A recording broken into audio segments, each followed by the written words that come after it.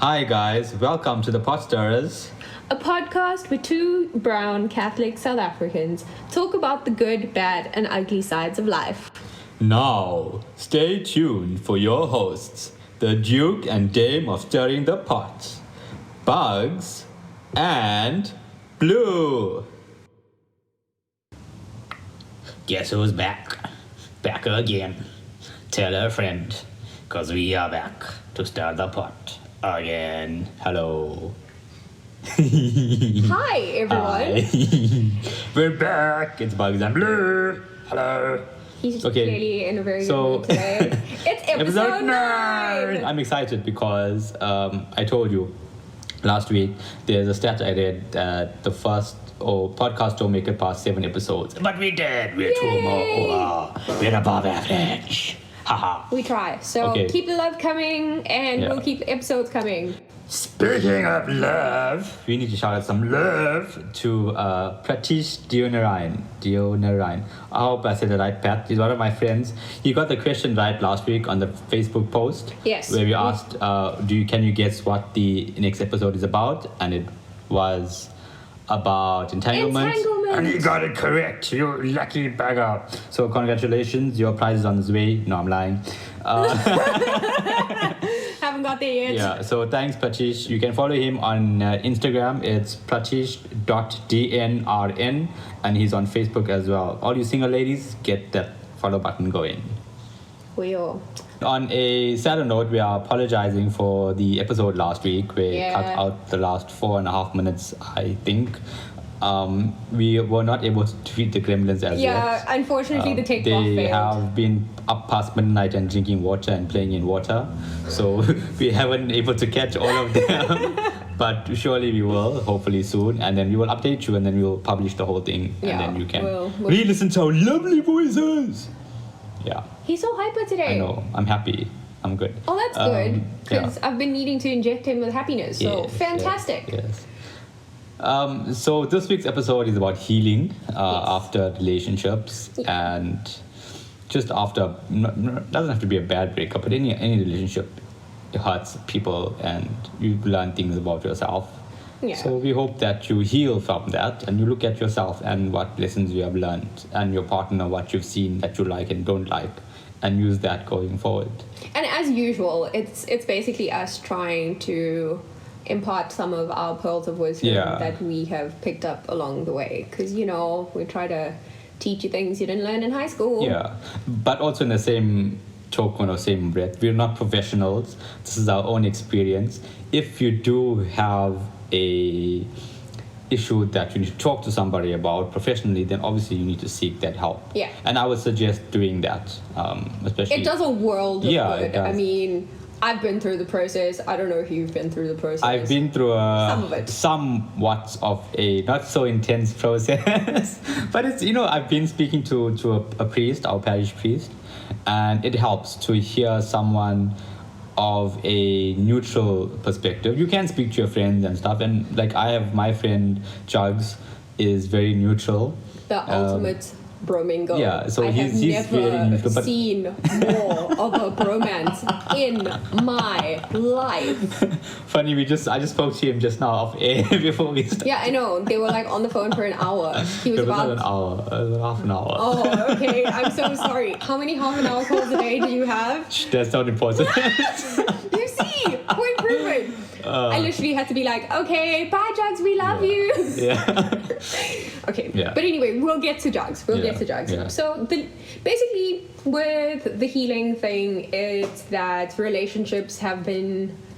On the topic of relationships have been doing really well. Yeah, they've been trending as well, especially with the whole Jada and Will thing going around. And then we had our ones before that with the relationship pet peeves. Yeah, And then we did the Red Table one as well. So this is just following on from that. Yeah.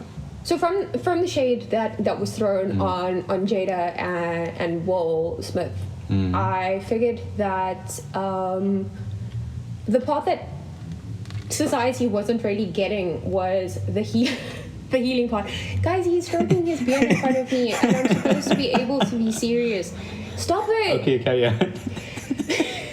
So it seems as though the healing part of the process is what people had difficulty grappling with. Exactly. And I think that's a generational problem, honestly. Yeah, I do as well. Because I feel like none of us in like this day and age want to put in the effort to, because it takes effort. It does. It takes effort, and you'll hear later in the interview that we carried out that that's one of the main things that our interviewee said. So this is the first episode we have a guest on that we interviewed. His name is Jugs. He's my best friend. I've known him since 2009. And they've been married ever since. End of 2008, so New Year's Eve 2008, that's when we met. Oh wow, look at him knowing the date. Yeah, so he's been through a bad relationship and a bad divorce last year. He was married for a month, and then his ex-wife decided to walk out or ask for divorce, whatever the case may be. And it has been a rough period for him. This is a very censored version. Yeah. This is a very censored version of his story. We will obviously share with you what we can. Yeah. But, so obviously we have to respect some of the privacy and the details of his thing. But yeah, it was quite rough, especially for him because he's not the type of guy that I thought would have gotten married because of how guarded he is, and he is somewhat void of emotion. And for him to let his guard down for someone to come into his circle like that close to get married and to let his feelings be known publicly in that manner, I was quite surprised. This bro's like a robot. I said to him, I was like, your EQ-IQ ratio is ridiculous. Yeah. But he loves in his own way, right? So I was shocked that he got married. It was a good shock though, because I thought he finally met someone. Finally. Yeah, finally he met someone, and they were good together. And for that to have happened, it was quite sad. So we interviewed him to get his view on how he healed and to come back from that heartache and that break. Stay tuned for the 411.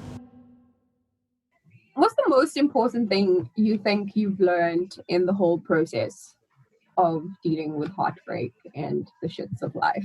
It's a tough one. It's a very expensive, or should I say, it's a very there's no easy breakup. Like there's no easy. You're never in a situation where it's like, oh, okay, hey buddy, maybe we should see other people, and she's like, I'm out. And it's never usually that. It's never usually that easy. Yeah. So I think going back to the question. You learn a lot about yourself and like what you think you actually might have liked in a relationship versus when you're actually in that situation and you realize it's not for me. So I think it helps you grow. Every failure is a stepping stone to success, be it your job, be it your next relationship, or like anything you do. I think that is the thing you learn most. Okay, so when you talk about learning about yourself, is there any one thing that you think was the most important? I realized I have a lot less patience for bad situations and toxic people. So in a situation like that, I would say... At the time, or you realize this now? No, I mean, like I realized it at the time when I was going through that, it goes back to learning about yourself. So back then I thought I could be a very patient person. And I think Blue will even tell you that he was really shocked that he was like, whoa, dude, you were like really patient, huh? And he knows I have a short fuse. So in a situation like this, I just realized more about myself. I really don't have the patience for toxic people, toxic environments, and trying to make good out of a bad situation. If you're in a bad situation, old me will be like, yeah, let's just sit and make it work. But now new me is like, I'm out the door. Okay. Yeah. So we were actually, Blue and I were actually talking about this yesterday. Yeah. We were trying to figure out great, we're going to be asking other people about this, but how would we answer it ourselves? Yeah.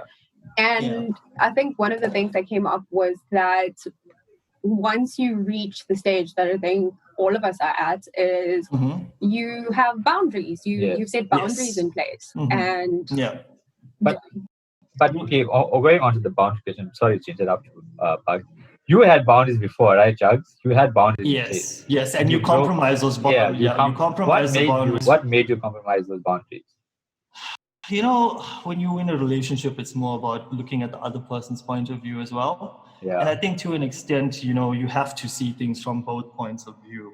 You can't just be an emotional wreck and be selfish and think about yourself. So in that situation, yes, you had to compromise on certain things. Yeah, for sure. But now looking back on it, sometimes it's compromise. Yeah, like there is a breaking point. I mean, there is a point where you can say enough's enough, because when you don't set boundaries early on, your partner or the person that you would feels like it just as an entitlement for them to keep taking and taking more, and when do they stop? Like you give them a finger, they'll take an arm kind of thing. Yeah, you literally enable the bad habit. So I said the exact same thing to Blue yesterday. Is there anyone that helped you through the process, or how did you manage the process? How did you do it? Did you do it alone? Because not everyone has a support system. Yes. I think, look, for the most part, I had a very good support system. I mean, I had my best friend. I had people that cared and people that knew, the real story and the real scenario and the real me. And if you don't have a good support structure, you can spiral out of control, and we don't want to. Yeah, I mean that's generally we find with most. Yes, as well with you. Remember when I called you and I messaged you and I told you, what are you doing? That was the day I was just like, okay, Tara, see you live. Yeah, just see your life.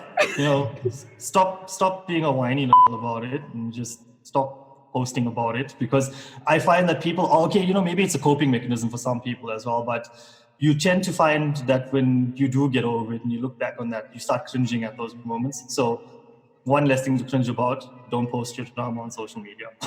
Yeah. Good point. Genuine though. That day I was just like, okay, clearly I do need to see my life, because not in a bad way. I mean, you're not exactly someone who's particularly close to me. Yeah. You're more blues bra. So the day I got the message from you, and I heard from him as well, where he was just like, Jugs is worried about you. I was just like, oops. Yeah. I can remember that day. We were walking on Florida Road. It was raining. Bugs, when with you, I think you had just what was it? You sprained or fractured your leg or something. Yes. It was around about the same time, and I'm sitting and I was walking with Blue, and I was like, what is going on with this girl? Have you seen her post? Oh my God, it's so bad. What is going on? I'm going to go and tell her. I'm going to go and that's when I was like, if you don't tell her to cut a crap, I'm going to tell her to cut a crap, because it's not cool. I think having people like that is important, because I think, if you didn't care, or if you hadn't been through shit yourself, I don't think you would have recognized it or bothered to be like, hey, stop it. You can actually be better than this kind of thing. Well, prior to this particular situation, I mean, I've been in previous or prior relationships with other people, and we take whatever we learn, or whatever bad experience, we take it as as a learning experience. Yeah. So I think we were able to spot these things, or to spot the signs from a very early age. I think I think this was just reaffirmation. This last scenario was just reaffirmation for knowing your worth, knowing what you want, and not settling for anything less. Yes. Yeah, that's true. I think you realize that when your boundaries are pushed too much, you knew this is my breaking point. And this is what I deserve. This is what I don't deserve. No, 110%. Without sounding like a psychologist, how does it feel to you to no longer be that person? So me being the whiny on Facebook kind of thing. Basically, what I'm trying to ask you is, how does it feel in yourself to move from that little kind of injured bird, not knowing where your boundaries are, everyone kind of taking from your cup and not refilling it, as opposed to where you are now? Well, I think I was this person a long time ago. It was just a case of You let your guard down. Yes, I let my guard down, and you let your guard down, and fool me once, shame on me. Fool me twice, fool me once, shame on you. Fool me twice, shame on me, type of thing. Okay? Yeah. Okay. So that was literally what the situation was. But right now, I think I'm pretty much back to my old ways. And I don't mean my old dirty ways. I mean my old self. Please leave those in the past. No. Let me tell you, my dirty ways will forever be dirty. Okay. Oh yeah. Hey girl, how you doing? No. How you doing? No. When you're 50, if you're still doing this, I will hit you with your walking stick. Well, joke's on you. I plan to blow myself up in a blaze of glory by the age of 40. So. Okay, to close up, are there any pearls of wisdom that you would like to share that you think younger Jugs would have appreciated, or somebody else who may have been in a similar situation to you? I think the biggest takeaway from the situation is just knowing your worth, just knowing what's a good situation and being able to identify toxic situations. And maybe you like a girl, you start talking to her and you're like, hey, this girl is cute and everything, but she does come with she does have some underlying issues, and every person has underlying issues in this day and age. I mean, if you think about it, look at the level of anxiety and depression that's been in our generation, in our generation as a result of social media, so every person has some form of anxiety and depression or some form of mental issue that's currently something that's bugging them. And what most people do is they feel that them getting into a relationship will magically fix this because you're going to be with a person that's going to fix you. And I always say this, Newsflash. It'll never work, because you all you're doing is you're not actually healing yourself. You're just dumping your problems onto someone else. And my saying still stands: you can only be a whole one and date another one before you can date another one. So a whole one being a person that's completely happy with themselves. Not everyone is perfect, but you need to be satisfied, and you need to be fulfilled within yourself. You need to be happy with the person that you are. I can look at Blue and I can be like, I'm happy with the person he is. He's happy with the person he is. And when someone is happy with the person, it shows. For sure, it really does. It shows in their personality. It shows in their confidence. It shows in how they speak. They're very sure of themselves and stuff like that. And when you are at that point over there, you put out this energy to the universe that says, you know what? I am looking for another person who is exactly like that. A whole one, not as someone to complete me. A whole one. Not a half. Okay, let's look at it as simple math. Okay. You've got one person who's one, and you've got another person who's one. You add them together, you get two. Okay. Whereas you've got a person that's half. Now you must remember, everything needs to be balanced. Okay. You got a person that's half and you got a one, and then now this person that's half is now draining the life because they are just draining the life out of balance is this. just completely off. So what happens is the person who is a one ends up losing a part of himself or herself in the process because it's damaging. But when you do that, you give that energy to the other person. So that person becomes a 0.75, and now you're sitting over here in your 0.75. He's right. He's right.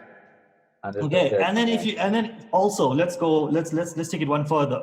Okay, not every girl you're gonna date or not every person you're gonna date is gonna be in a situation where you're like, oh, they're all perfect. Everyone's gonna come with issues. So every time you are giving to a person that is less than you end up losing a part of yourself. So whereas you started as a 1, you might end up by a 0.25. And then when you add a 0.25, you meet a girl who's probably the dream girl, who's probably your dream girl. Your dream girl. Like a 1.5, and you're just like, dang it. Yeah, exactly. And that person's the one. And then now it's like you become the subject of that person. You start taking away from that person. And that's how the cycle continues. The vicious cycle. Exactly. Exactly. The vicious cycle. And it's not Yeah. fair So- because you could have been Yes. ready for that person, and then now Yes, you can't yes, expect yes, them to yes. wait for you to heal yourself. And then, Yes, yes, but again, now this all comes down to healing, taking that first step to actually healing from a bad situation. Yeah. You have to be present. You have to participate in your own rescue. No one's going to 100%. help you. If 100%. if you put in the effort to say, I'm gonna go and heal from this. If you put in the effort in, you put that energy out, your support structure improves because your friends can see you making an effort. Your family can see you making an effort. And That's with support. those 3 steps and time, you can get over anything. That is true. Thank you, That's Jugs. very We wise. Not a really problem. appreciate that. Was a Thanks lot for of the wisdom input. in there, and You from see, both- I only comb my hair that way. You But don't joke's comb your on hair, shut you. I don't comb my hair. Thanks for the words of wisdom. Thanks for accepting. No problem. Yeah. guys. Thank you for accepting the invites, for sharing your pearls of wisdom, Yeah. and Anytime. yeah, Yeah. we appreciate it. So that was our first interview, our first guest, Jugs. We hope you enjoyed it. I think for me, just to wrap up, if you are hurt, we're all hurt. We all need to understand our pain and go through the pain. So like I say, you never get over something, you work through it and you come out the other side. So we all need help in doing that. Don't afraid to admit that you need help. And another thing you can do is ask someone who's been through it.